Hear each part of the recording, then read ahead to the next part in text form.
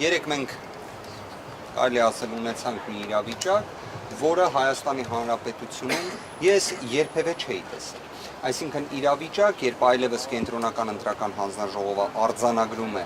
որ падգամավորի թեկնածուն այլևս ունի падգամավորի կարգավիճակ եւ դրա պայմաններում անկախ այդ հանգամանքից իրականացնում է քրեական հետապնդում հարուցելու համաձայնություն տալու միջնորդության քննություն։ Մենք նման դեպք նախկինում չենք ունեցել։ Մի հետաքրքիր հանգամանք բացահայտեմ ձեզ 2021 թվականին հուլիս ամսին Հայաստանի Հանրապետության դատախազության կողմից, երբ արդեն Սահմանադրական դատարանի որոշումը հրապարակվել էր, ներկայացվել էր միջնորդություն քրեական հետապնդում հարուցելու համաձայնություն ստանալու, ինչպես նաև անձի ազատության սահմանափակման վերաբերյալ, խոսքը վերաբերում էր այդ ժամանակ այլևս կրկին ոչ թե падգամավորի թեկնածու, այլ փաստացի падգամավորի կարգավիճակը ունեցող պարոն Իշխան Զաքարյանին, կենտրոնական ընտրական հանձնաժողովը նշված միջնորդությունը վերադարձրել էր։ Ճիշտ այնպես, ինչպես 2026 թվականի հուլիս ամսին վերադարձրեց կենտրոնական ընտրական հանձնաժողովը Նարեկ Կարապետյանին վերաբերող միջնորդության քննության այս գործընթացը։ Ինչ տեղի ունեցավ հաջորդիվ դատախազությունը այլևս 2021 թվականին Իշխան Զաքարյանի վերաբերյալ միջնորդություն չէր ներկայացրել։ 2026 թվականին իրավիճակը այլ է։ Նույն դատախազությունն է, բայց կենտրոնական ընտրական հանձնաժողովի վերադարձնելու մասին որոշմանը հաջորդած ժամանակահատվածում կրկին ներկայացնում է միջնորդությունը։ Շատ կարևոր հանգամանք եմ ուզում նշել։ Միջնորդությունը նորից ներկայացվել է հուլիսի 13-ին։ Միջնորդության բովանդակությունից ակնհայտ է, որ կարծես դատախազությունը կենտրոնական ընտրական հանձնաժողովի կարգավիճակը որոշակի իմաստով շփոթել է վարչական դատարանի կամ վերաքննիչ վարչական դատարանի հետ, որովհետև կենտրոնական ընտրական հանձնաժողովի նույն միջնորդությունը ներկայացնելով ակնկալում են, որ կենտրոնական ընտրական հանձնաժողովը պարզապես իր դիրքորոշումը պետք է փոխի։ Իդեպ այդպես էլ եղավ, որովհետև կենտրոնական ընտրական հանձնաժողովը ոչ թե պարզապես հենց այդ պահին առանց բովանդակային քննության վերադարձրեց, այլ սկսեց քննություն իրականացնել։ Այս ամենը ինչ է, հարգելի գործընկերներ։ Սա քաղաքական աբսուրդ է, սա քաղաքական հետապնդում է, սա քաղաքական թատրոն է ուղղված բացառապես Նարեկ Կարապետյանի գործունեությանը միջամտելուն, ազգային ժողովում իր գործունեությանը միջամտելուն եւ ժամանակագրությունն էլ եթե գնահատեք, այսինքն նույն կենտրոնական ընտրական հանձնաժողովը, որը մի քանի շաբաթ առաջ ուներ լրիվ այլ դիրքորոշում, այսօր ունի այլ դիրքորոշում եւ դրան նախորդել էր կարծես Նարեկ Կարապետյանի քաղաքական գործունեության ակտիվացումը։ Վարդանյան մի ճշգրտում էլի զուտ ինձ համար որ բարձ լինի, նայեք, մի կողմից Վահագն Հովակիմյանը հայտարարում է, որ այս պահին իր տիրույթում է քննության, ԿՀ-ի տիրույթում է հարցի քննությունը եւ որ միայն մանդատների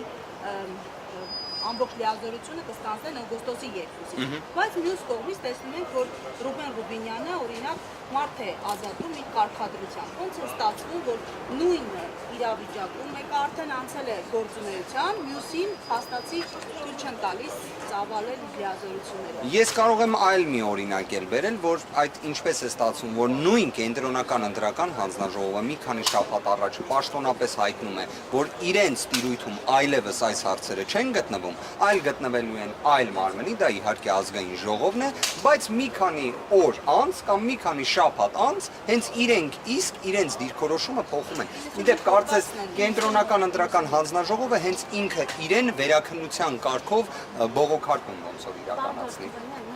Հովակիմյանի ասացից ես հասկացա, որ մի կարճ շրջան հաստատի իրենց դրություն չի գործում։ Այսինքն մինչև Սահմանադրական դատարանի որոշման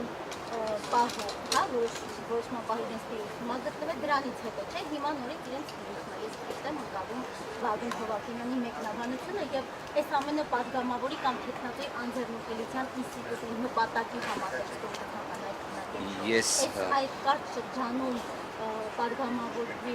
թեկնածուն կամ ընտրված падգամավորը անկախության երաշխիքներ։ Ես վստահ եմ նաև հաշվի առնելով, որ դուք իրավական բնույթի բազմաթիվ վեճեր եւ հարցեր ներկայացնող գործունեություն իրականացնող լրագրող եք, դուք հենց նաև ձեր հարցադրման բովանդակությունից դուք եւս նկատում եք, որ սա կամ իրավական ժխտողականության կամ իրավական աբսուրդի տիրույթ է։ Այն, որ Վահագն Հովակիմյանի կողմից ներկայացվող դիրքորոշումների մեկնաբանության կարողությունը ես չունեմ, կարծում եմ նաև շատ մեր այլ հայրենակիցներ եւս չունեն։ Մասնագիտությամբ շատ իրավաբաններ ընդհանրապես չեն էլ կարող ունենալ, որովհետև դա իրավաբանություն չէ, այնինչ խոսում է կենտրոնական ընտրական հանձնաժողովի նախագահ։ Մի պարզ վարժությամբ փորձենք բացահայտել ինչ է ինքը ասում։ Ըստ կենտրոնական ընտրական հանձնաժողովի նախագահի, սահմանադրական դատարանի որոշմանը հաջորդող ժամանակահատվածում մինչև հուլիսի 21-ը անձինք, որոնք ընտրված падգամավորներ են այլևս, չէ՞ որ արդեն ԿԸՀ-ն մանդատի պաշտպան կարգ է սահմանում, քանակ է հրապարակում, չէ՞ մանդատների, այդ ընթացքում անձինք ոչ մի անձեռնխելիության օժտվածություն չեն ունենում։ Ոչ մի։ Այսինքն անձը, որը մինչև այդ որոշումը պարզապես падգամավորի թեկնածու էր եւ օրինակ որևէ հնարավորություն չուներ ազգային ժողովում ներկայացված լինելու, պետք է այդ հաջորդող ժամանակահատվածում չունենա պաշտպանություն, ինչպես հաղթահարած այդ շեմը ուժերի ներկայացուցիչները։ Այսինքն մի երկու շաբաթ մարդը, որը արդեն գիտեն բոլորը, որ կարող է դառնալ падգամավոր, բացառությամբ եթե ինքնաբացարկի դիմում ներկայացնի, որևէ պաշտպանություն պետքա չունենա։ Հետո մեկ է, հետո այո, իրենց տրամաբանությունը դա է, ոչ թե կարող էին, ասում էին մենք ընդհանրապես էլ առնչություն չունեին գործընթացի հետ։ Այսինքն աբսուրդից դեպի աբսուրդ են գնում։ Իրենք ասում են, որ իրավասություն չեն ունել։ Եթե այն ժամանակ չունեին, հիմա էլ չունեն։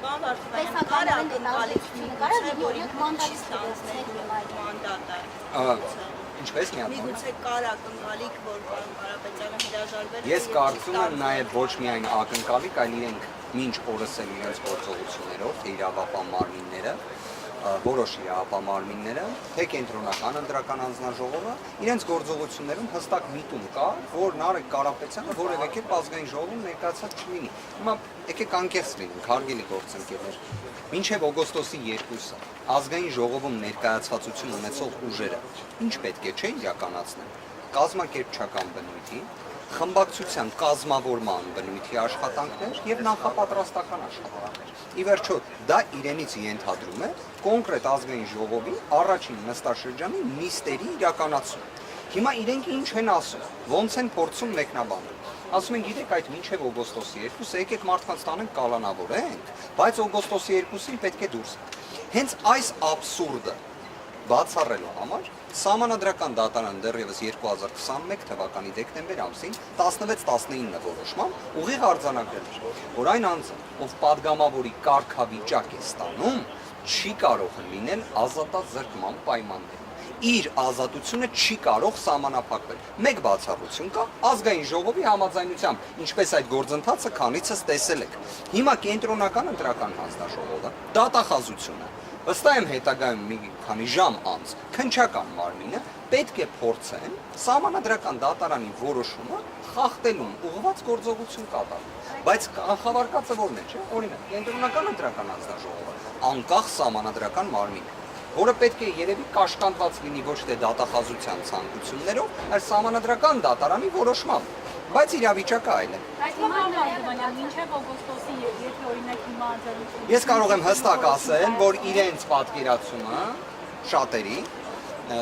իրավապահ մարմինների ներկայացուցիչների մասին է խոսքը, որ падգամավորի կարգավիճակ եւ падգամավորի կողմից լիազորությունների ստանձնումը դրանք նույնական։ Հետևաբար սահմանադրական դատարանի որոշման ուժով օգոստոսի 2-ին անձը չի կարող լինել անազատության մեջ, ելնելով նրանց, որ падգամավոր է եւ լիազորություն է ստանձնել։ Սահմանադրական դատարանը, որը պետք է լինի հենց այն մարմինը, որ այս հարցերին պատասխանող է, օգտագործել է ոչ թե լիազորությունների ստանձնում, այլ падգամավորի կարգավիճակ եզրույթը։ Սա ինչ է նշանակում, որ այստեղ այնինչ կատարվում է Երևանից Նարեկ Կարապետյանի նկատմամբ, Դավիթ Ղազինյանի նկատմամբ, Հայկ Սուքիասյանի նկատմամբ, դրանք բոլորը իրավաբանությունից դուրս են, դրանք բոլորը իրավունքից դուրս են, օրենքից դուրս են, ողջամտությունից դուրս են, բայց ավարտ ունենալու վստահ։ Արդյոք նպատակը առանցքային վստահեցնում է, որ ինքը կազմակերպել է Հայաստանի ամենաազատ եւ անկախ ընտրությունները։ Հնարավորություն, որ ունենաք, մի հատ իրեն առաջարկեք, թող բոլոր դեպքերում սահմանադրական դատարանի որոշումը կարդա։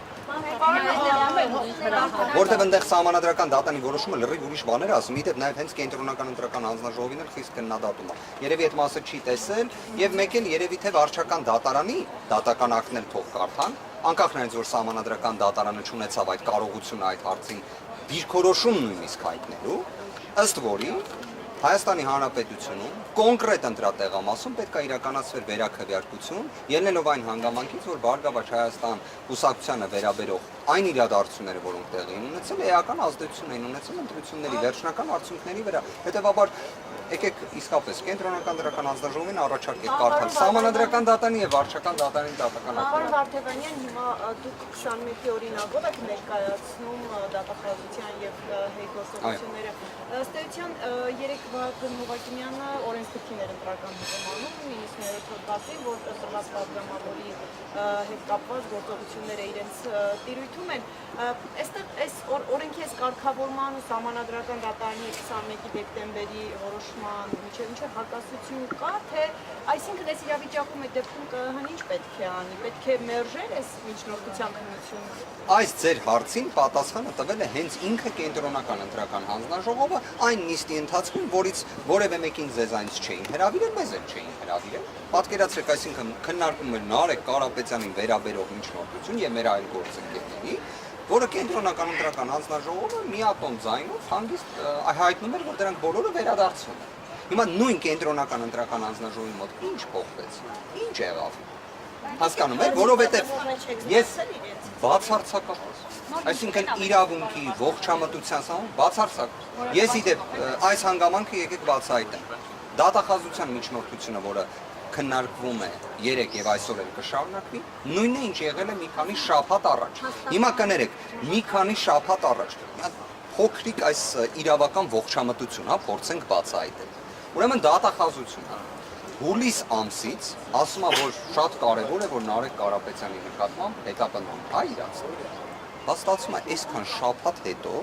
իրանք էլի դեռ խոսում են ինտենսիվությունից, չեմ թաքցնի, լիստի ժամանակ հարց են չեցրեցին։ Ստացվում է հուլիսի 13-ին նախորդած ժամանակահատվածը կարծես հուլիսի 1-ն է եղել, երբ ներկայացրել էին կրկին միջնորդություն նույն բովանդակությամբ Նարեկ Կարապետյանի վերաբերյալ։ Ասում են, բայ ինչ եղավ է 12 օր։ Այդ չէր քանդվում երկիրը, գործը, քրեական վարույթը եւ այլն։ Հիմա էլ էլի հերիք չի, հուլիսի 13-ից հետո էլ եւս այսքան օր է անցել։ Բայց իրենք նույն տոնայնությամբ խոսում են ինտենսիվության մասին, քրեական վարույթի եւ այլն։ Քանոց սերտից են քննարկելու շուտ է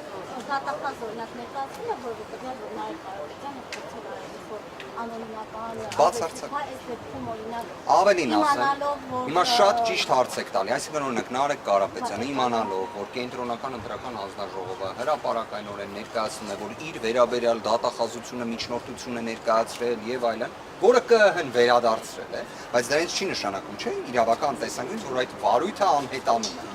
Նարեկ Կարապետյանը բացառապես պատշաճ վարքագիծ է դրսել։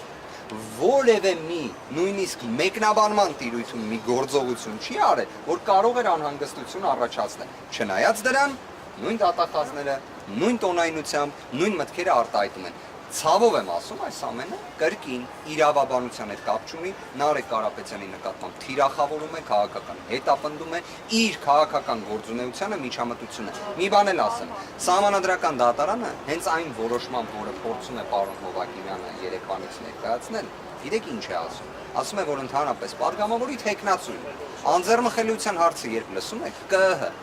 մեկ հարցի պետք է փորձեք պատասխանել։ Կարող է քաղաքական հետապնդում անել։ Կարող է քաղաքական գործունեությանը միջամտելուն ուղղված այս ամենը։ Եվ երբ ես խնդրում եմ, որ ԿՀ-ն այդ հարցը տա, Սահմանադրական դատարանի 1644 որոշումն է 2022 թվականի մարդու իրավունքների պաշտպանի դիմումի հիման վրա։ Իդեպ այդ որոշումը ընդունվել է իմ կողմից վկայակոչած որոշմանը կարճ ժամանակահատված անց 16-19 Սահմանադրական դատարանի որոշման եւ որոշակի իմաստով փոխ լրացնում է։ Իդեպ այդ որոշմամբ, որին հղում է տալիս կենտրոնական ընտրական հանձնաժողովը, որևէ հնարավորություն падգամավորի կարգավիճակը ունեցող անձին անձնական ազատությունը սահմանափակելու արդյոք չի էլ տալիս։ Դա բացառապես արժեի տիրույթում պետք է լինի։ Ու իդեպ դատախազությանը կարակ հարցնեք, եթե 10 օր էլ սպասեիք, եւ հետո ազգային ժողովում այս հարցը բարձրաձայնեիք, հենա արդեն 30 օր սպասում են։